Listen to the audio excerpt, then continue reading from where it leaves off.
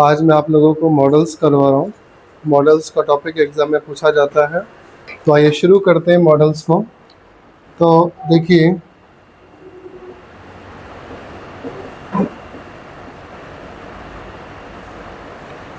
सबसे पहली बात है कि मॉडल्स को हम लोग क्या कहते हैं। मॉडल्स को अपन लोग ऑक्सिलरी वर्ब भी कहते हैं।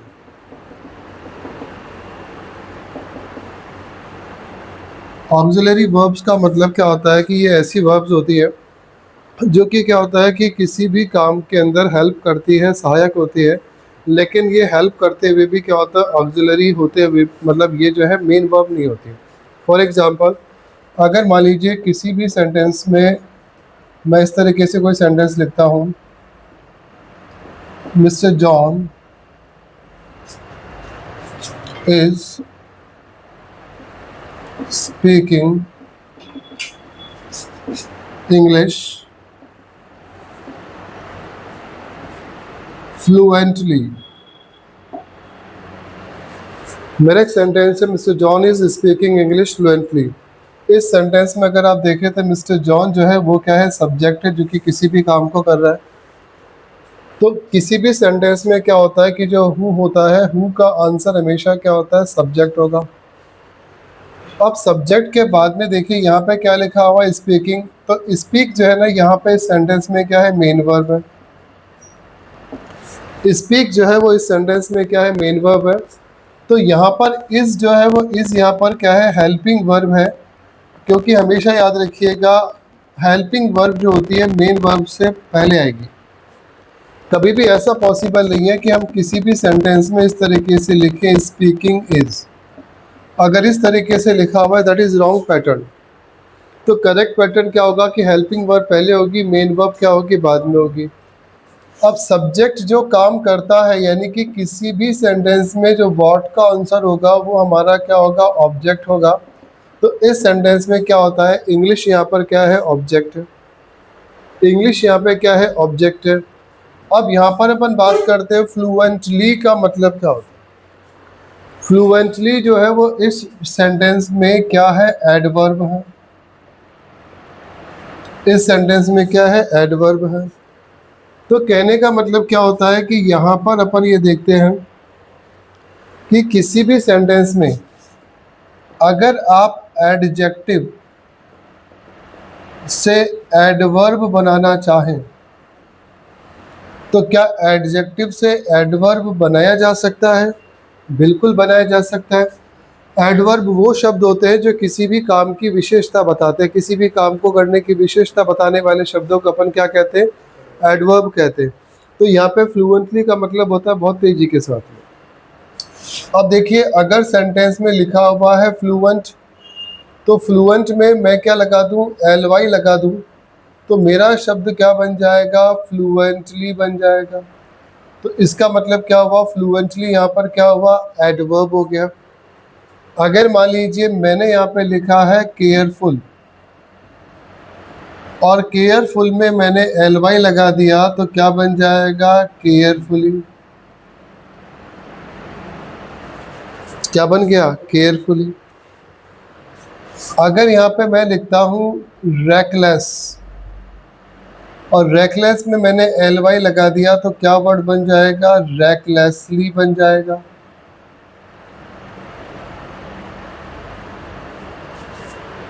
क्लियर है?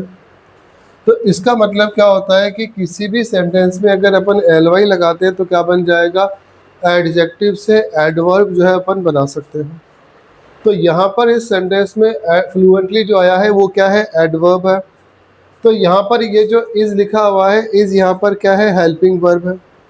अब अगर मान लीजिए सेंटेंस इस तरीके से लिखा हुआ होता कि मैं यहाँ पर लिखता कि मिस्टर जॉन, और इसके बाद अपन ने लिखा स्पीक्स इंग्लिश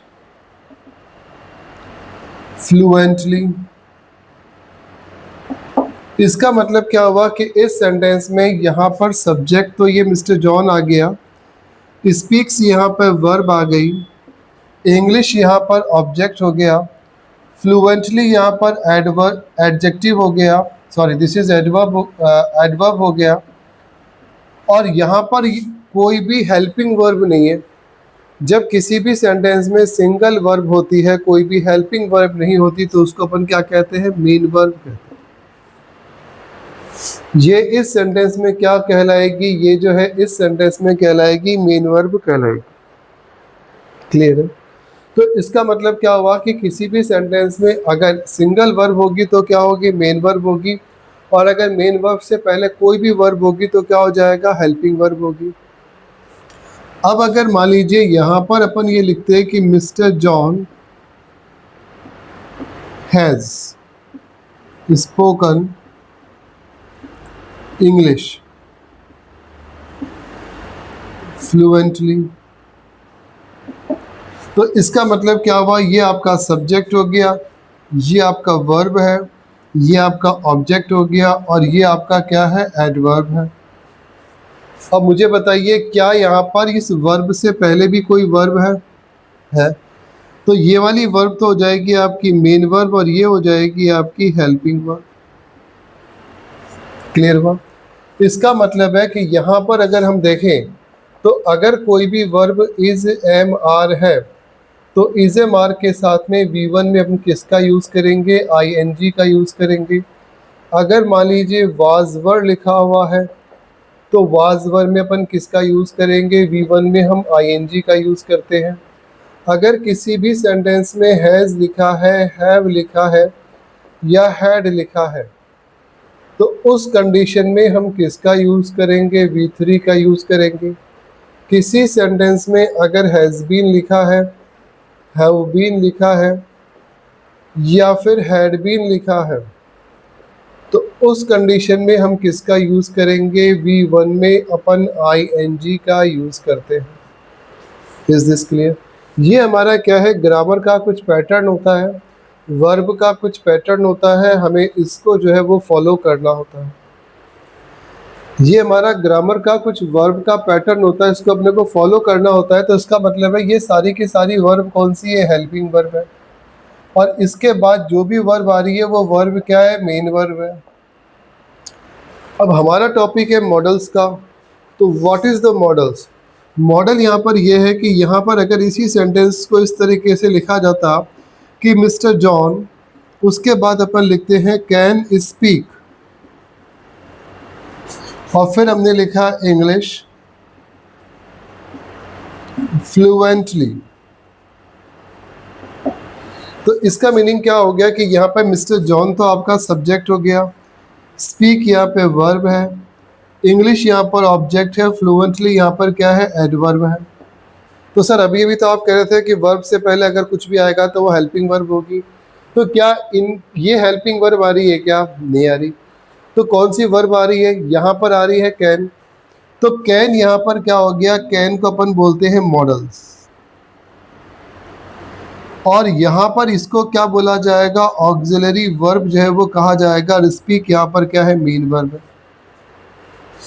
इसमें हमारा एक और रह गया कि अगर किसी भी सेंटेंस में डोंट आ जाए, डज नॉट आ जाए या डिड नॉट आ जाए, इसके बाद में हमेशा वर्ब की फर्स्ट फॉर्म आती है।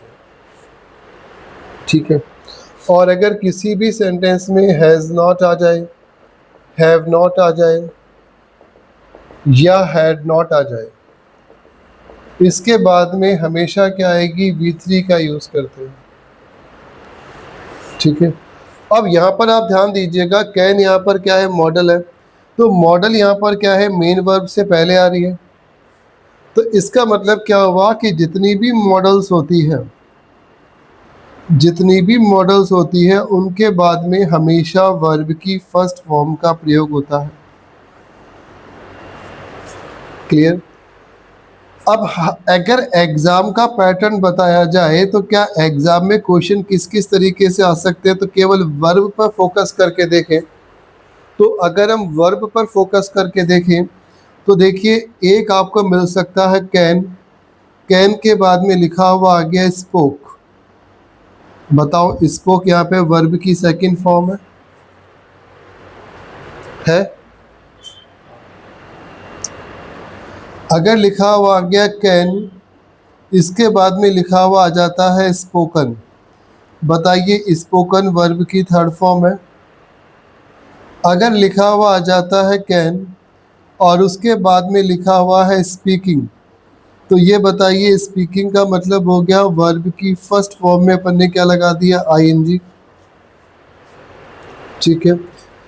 अब अगर मान लीजिए डी जो है, डी में अपन ने क्या लिखा, कैन, और कैन के बाद में मैंने लिखा यहाँ पे टू और उसके बाद में मैंने यहाँ पे लिखा स्पीक।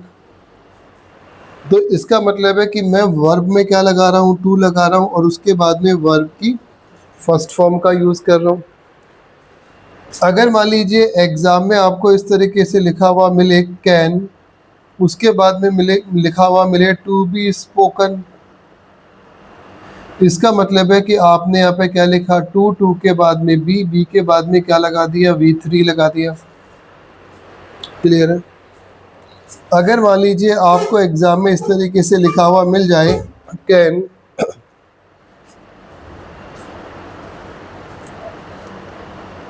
बी स्पोकन, तो आपने क्या लगा दिया, बी, बी के साथ में किसका यूज़ कर दिया, V3 का यूज़ कर दिया। और एक ऑप्शन आपको मिल जाए कैन और उसके बाद में क्या मिले, स्पीक मिले।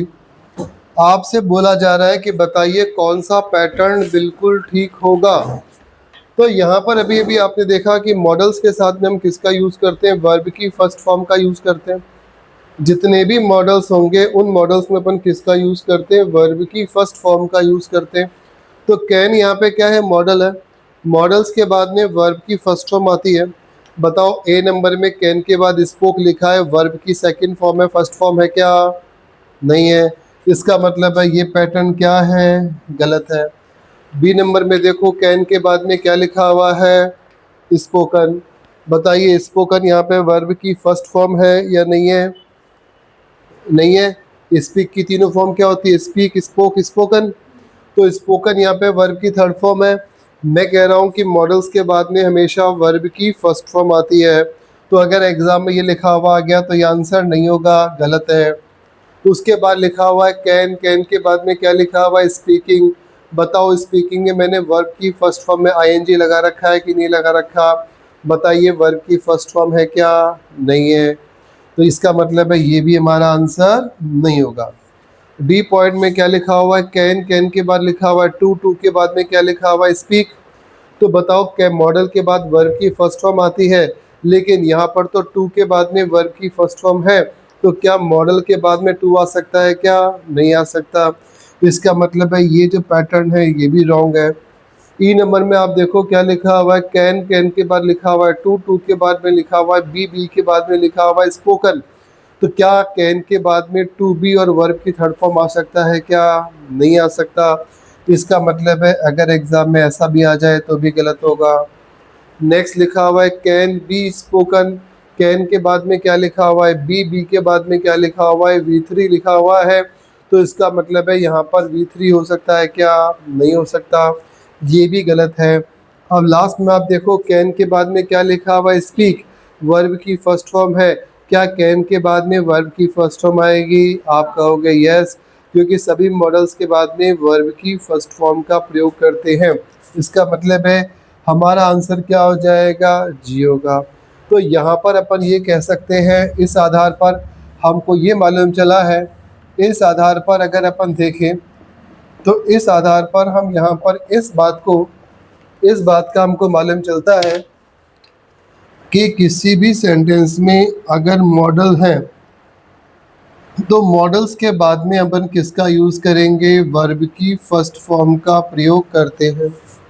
इसका मतलब है कि कैन लिखा हुआ है और मे लिखा हुआ है, तो इसके साथ में अपन किसका यूज़ करेंगे, स्पीक का यूज़ करेंगे, क्योंकि कैन और मे मॉडल होती है।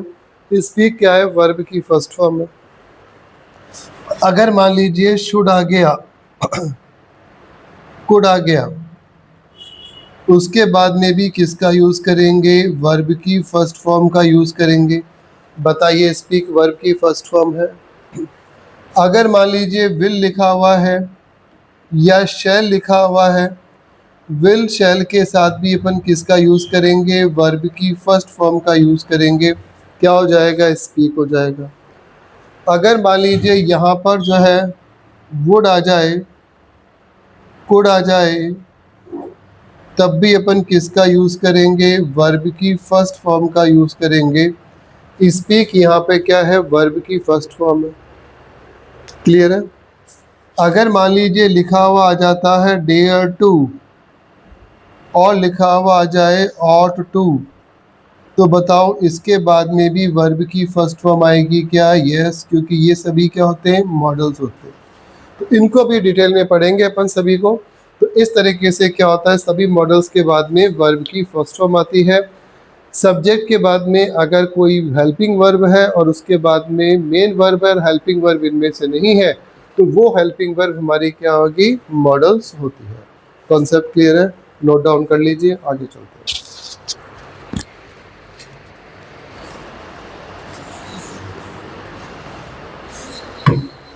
सो अब हम यहाँ पे बात करते हैं टाइप्स ऑफ मॉडल्स। मॉडल्स के कितने टाइप होते हैं? देखो, प्रेजेंट के अंदर अपन बात करते हैं। प्रेजेंट में हम कैन का भी यूज़ करते हैं, मे का भी यूज़ करते हैं, विल का भी यूज़ करते हैं और शेल का भी यूज़ करते हैं। पास्ट की हम बात करें, कैन का पास्ट क्या होगा? कुड होगा। मे का पास्ट क्या होता है? माइट होता है। विल का पास्ट क्या होता है? वुड होता है। शैल का पास्ट क्या होता है? शुड होता है। लेकिन इन सभी के साथ में क्या लगाते हैं? वर्ब की फर्स्ट फॉर्म का प्रयोग करते हैं। इन सभी के साथ में अपन किसका यूज़ करते हैं? वर्ब की फर्स्ट फॉर्म का प्रयोग करते हैं। क्लियर? अब यहाँ पर हम सबसे पहले पढ़ने जा रहे हैं कैन का यूज़ करना, कि आखिर कैन का यूज़ अपन कब कब और किस किस तरीके से करते हैं। तो सबसे पहली बात आती है कि कैन क्या करता है? शो करता है एबिलिटी, कैपेसिटी,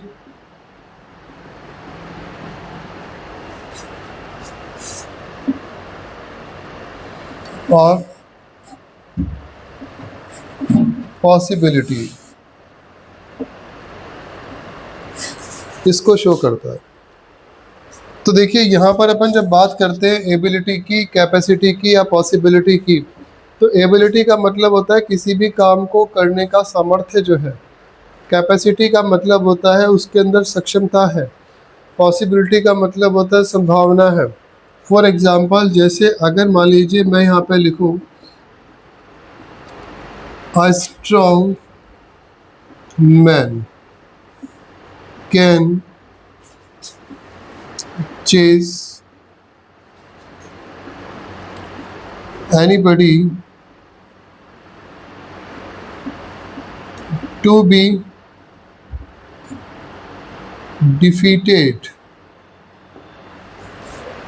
सेंटेंस को समझिएगा, मैंने क्या लिखा है? Strong man can chase anybody to be defeated. तो यहाँ पर कैन जो है वो क्या बता रहा है? कैन बता रहा है एक एबिलिटी को बता रहा है और कैपेसिटी को बता रहा है।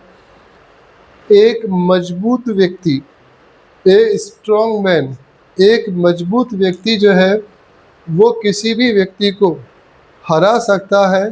चेस का मतलब होता है चुनौती देना, उसको चुनौती दे सकता है। To be defeated, to be defeated का मतलब क्या होता है? हराए जाने के लिए। तो आप एक बात याद रखना, ग्रामर का नियम होता है कि टू के बाद में जब भी बी आ जाएगा, इसके बाद में अपन किसका यूज़ करेंगे? वर्ब की थर्ड फॉर्म का यूज़ करेंगे। और इसको क्या कहा जाता है? पैसिव स्ट्रक्चर कहा जाता है। इसको अपन क्या बोलते हैं? पैसिव स्ट्रक्चर बोलते हैं। टू के बाद बी आता है, बी के बाद हमेशा V3 का यूज़ होता है। A strong man can chase anybody to be defeated. तो यहाँ पर बताओ स्ट्रॉन्ग मैन की क्या कैपेसिटी है कि नहीं है? तो यहाँ पर कैन के बाद में मैं यहाँ पे क्या लगा रहा हूँ? V1 का यूज़ कर रहा हूँ और ये क्या है? मॉडल है। तो आपका रूल यहाँ पर क्या हो गया कि सभी मॉडल्स के बाद में वर्ब की फर्स्ट फॉर्म का यूज़ करते हैं। कैन का यूज़ कहाँ होता है? अगर किसी भी सेंटेंस में एबिलिटी हो, कैपेसिटी हो या फिर पॉसिबिलिटी होती है तो अपन किसका यूज़ करते हैं, कैन का यूज़ करते हैं। मान लीजिए अपन ने लिखा है इट में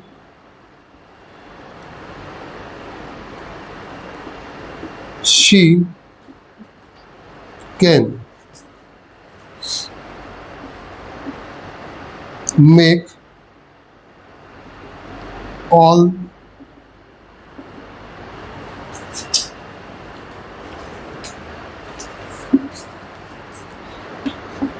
things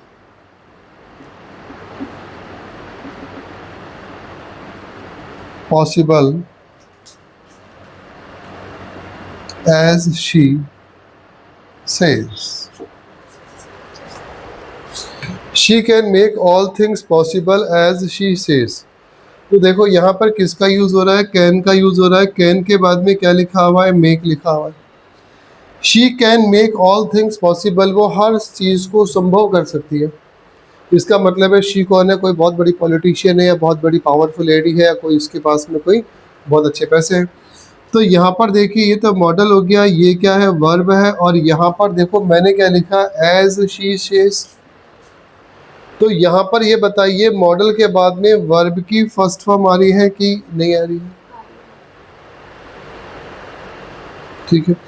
तो यहाँ पर अगर आपको कहा जाए कि बताओ सेंटेंस में अगर एज शी सेड लिखा है, अगर यहाँ पर क्या लिखा हुआ है, एज सी स्पोकन लिखा हुआ है, अब आप बताओ वर्ब कौन सी आएगी।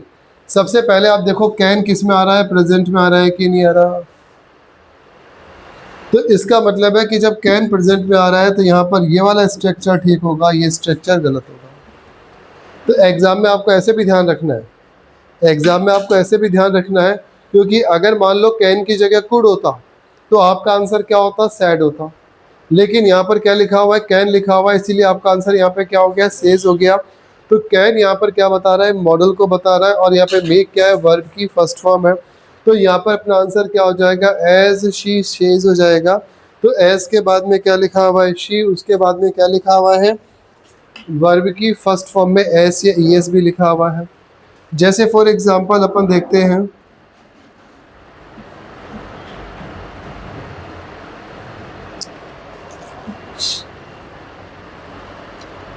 he runs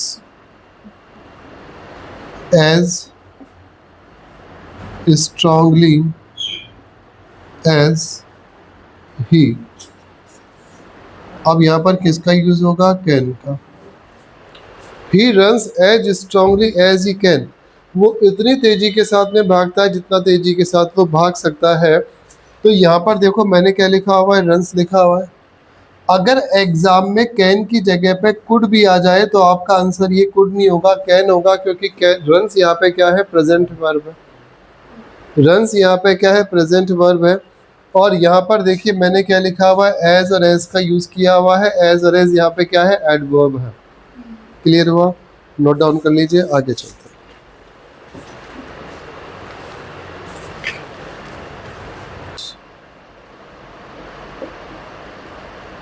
strength,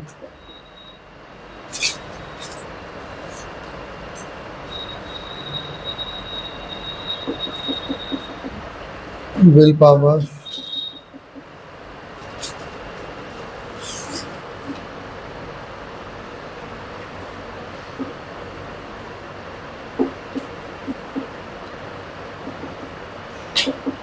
permission.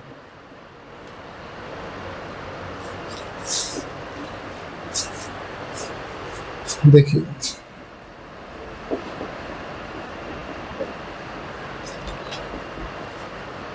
Teacher said to all students, if you have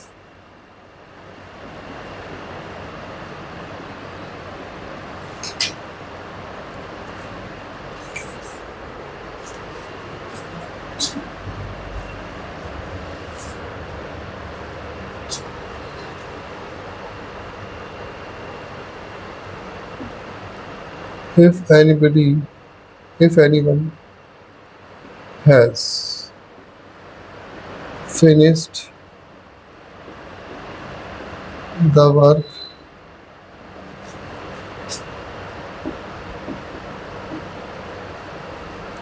they can leave the class.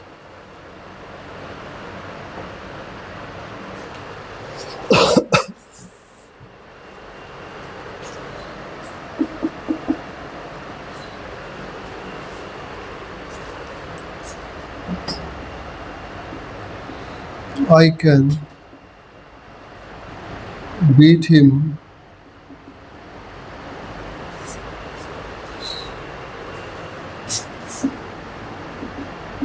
like a left hand job.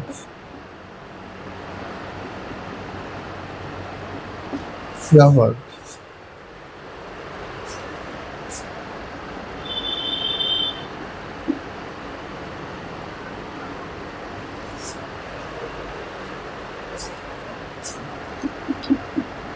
Heavy rainfall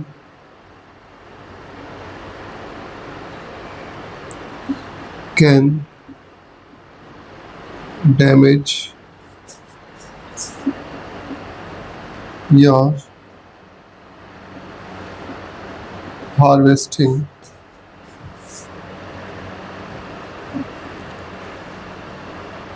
quickly as it happens. एक बार के लिए समझ लीजिए प्लीज, सब लोग एक बार बोर्ड पे समझ लीजिए कॉन्सेप्ट क्या है। पहला सेंटेंस है teacher said to all students. अब इसके बाद में इन्वर्टेड कॉमा है, तो ये जो सेंटेंस है ये किस में लिखा हुआ है? सबसे पहले आप ये समझना डायरेक्ट स्पीच है। ये जो सेंटेंस है ये क्या है? डायरेक्ट स्पीच है। डायरेक्ट स्पीच में सेंटेंस कहा गया है if anybody has finished the work, अगर किसी ने भी काम पूरा कर लिया है तो वो जो है जा सकता है। अगर किसी भी सेंटेंस में एनी वन आ जाए तो एनी वन के लिए अपन किसका यूज़ करते हैं? दे का यूज़ करते हैं, ही और शी नहीं आता। पहली बात, एनी वन के लिए कभी भी जो है ही शी नहीं आता। दूसरी बड़ी बात है, हमेशा याद रखना कि भाई किसी भी सेंटेंस में, अगर किसी भी सेंटेंस में एनी वन लिखा है, समवन लिखा है, एवरीवन लिखा है,